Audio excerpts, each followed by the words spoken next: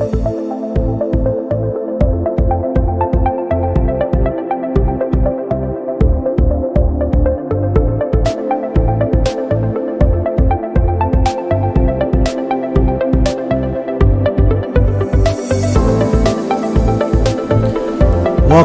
to Phishing Networks. My name is Foster. It's great to have you here today with us.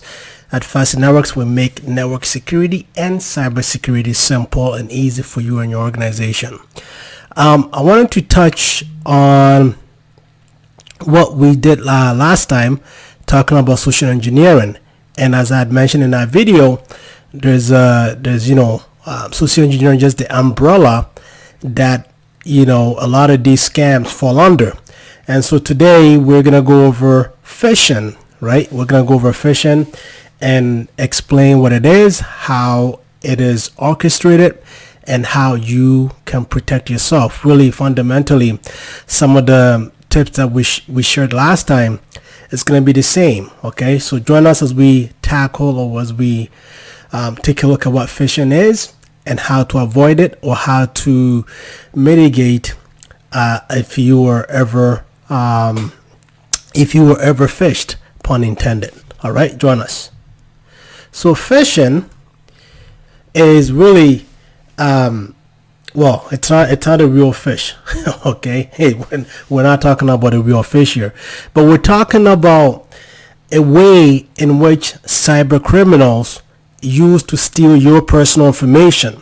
Okay, that could be, and personal information could be sensitive, like your phone number, your date of birth, your social insurance number, all type of things, right? And sometimes that leads to your financial information as well. So really, it's just a method that these cyber criminals use to get information from you using clever ways and means. Okay, and this sometimes how this is done, or this is achieved, is you will get an email, and I have an example to show you. You will get an email that looks legitimate, and these emails would have links in them that would ask you to click something or to open something, in the case of an attachment, that is. And as you open the attachment or you click on a specific link in the email, what happens is that would then launch you, or put if it's in the case of an attachment and you opened it, that could download the malware to your system, and from there open a backdoor for the criminals to use. In the case of a link, when you click it, it takes you to a fake website that is set up to look like a real website or a real legitimate company. And as you enter your information on the website, your information is captured and later used to launch an attack. An attack meaning now it's launched to steal information that you've graciously given to them unbeknownst to you. Okay, so phishing comes in several forms, as I already mentioned, but the basic idea or premise is to trick, deceive, coerce someone to give their information. Okay, that's fundamentally what it is. Here's an example that I got. Okay, as you can see in this email, it's supposedly from Apple.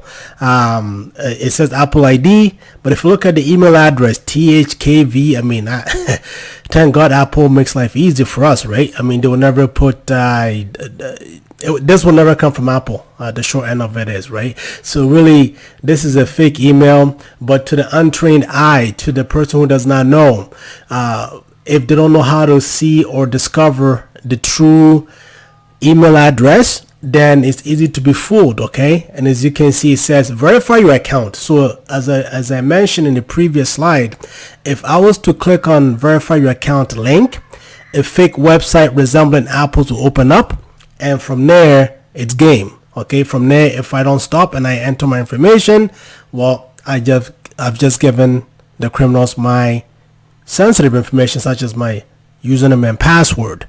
Okay, so we got to be mindful of these emails when we come, and there's an easy way to really check if the email address is legitimate. Typically, what you want to do is you want to hover your mouse over the email address, like you put your mouse over it, and in Microsoft Hotmail or Outlook, it will show you the actual email address. Sometimes you can even just click on the actual email email header, in this case this, and it'll just show the actual true email address. Okay, but even if it seems to be legitimate, it could be spoofed. So always be cautious opening emails and attachments that you were not expecting, especially.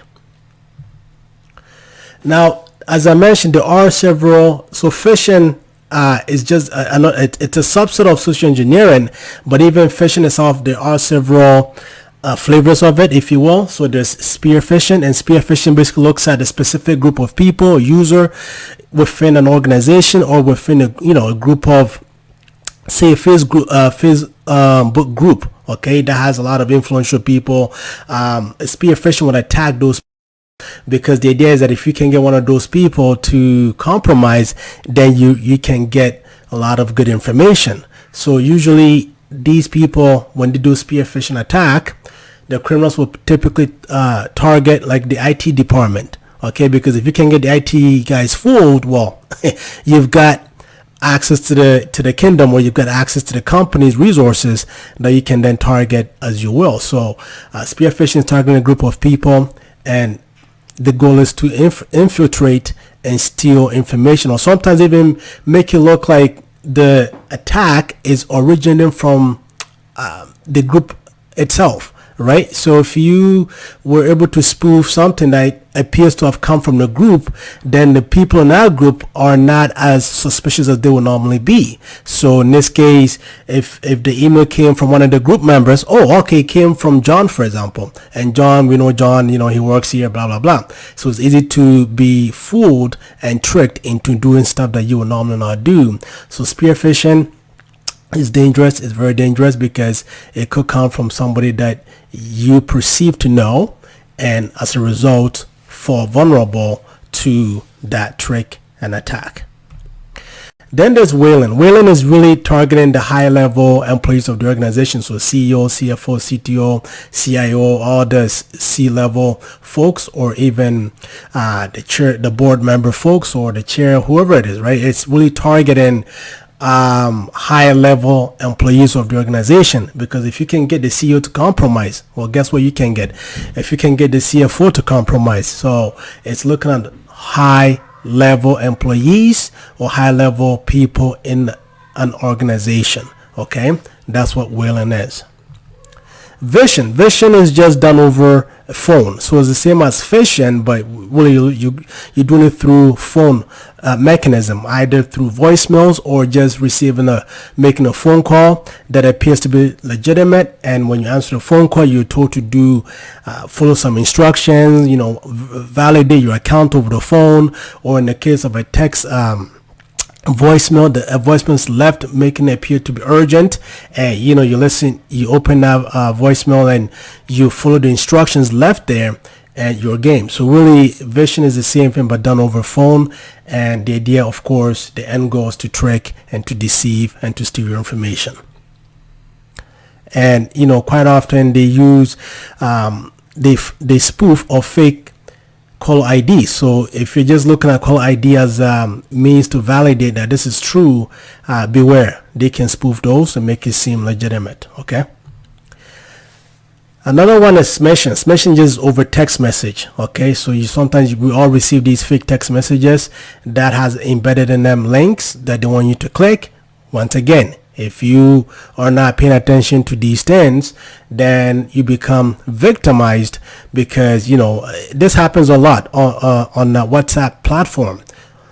People send all kinds of messages through WhatsApp, a lot of these fake links, and if you're not careful, you can click it and you become a victim once you click on it and start entering information, or not even entering information.